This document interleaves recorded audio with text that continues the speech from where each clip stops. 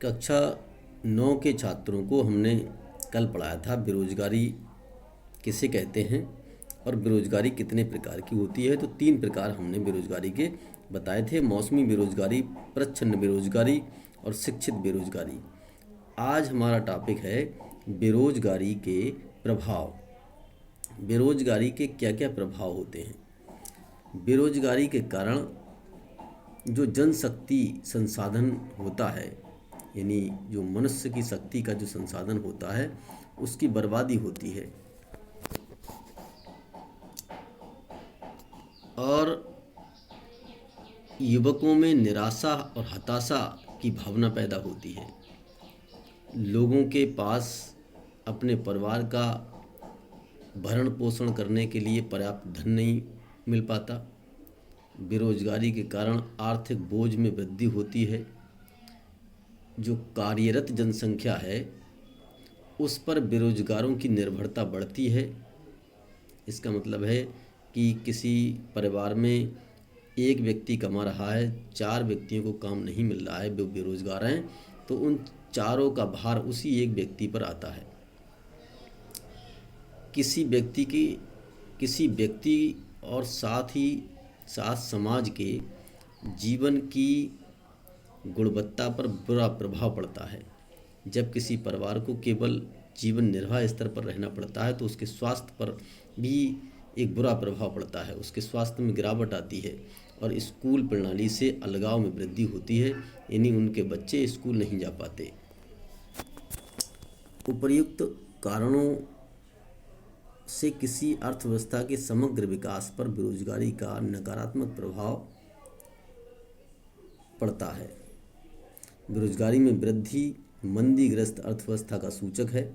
ये संसाधनों को बर्बाद करती है जिन्हें उपयोगी ढंग से नियोजित किया जा सकता था। यदि लोगों को संसाधन के रूप में प्रयोग नहीं किया जा सका तो वे स्वाभाविक रूप से अर्थव्यवस्था के लिए दायित्व बन जाएंगे।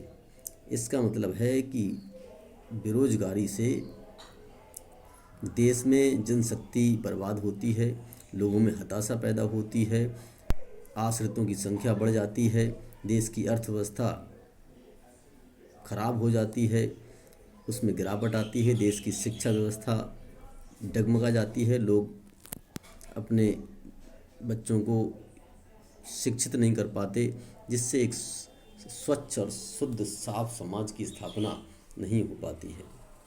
अब है बेरोजगारी के अन्य रूप। वैसे तो मैंने 3 रूप बताए थे: मौसमी बेरोजगारी, प्रच्छन्न बेरोजगारी और शिक्षित बेरोजगारी। लेकिन अन्य रूप भी क्या हैं?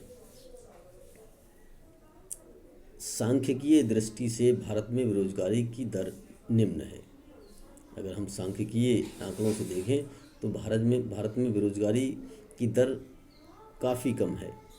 बड़ी संख्या में निम्न आय और निम्न उत्पादकता वाले लोगों की गिनती नियोजित लोगों में होती है।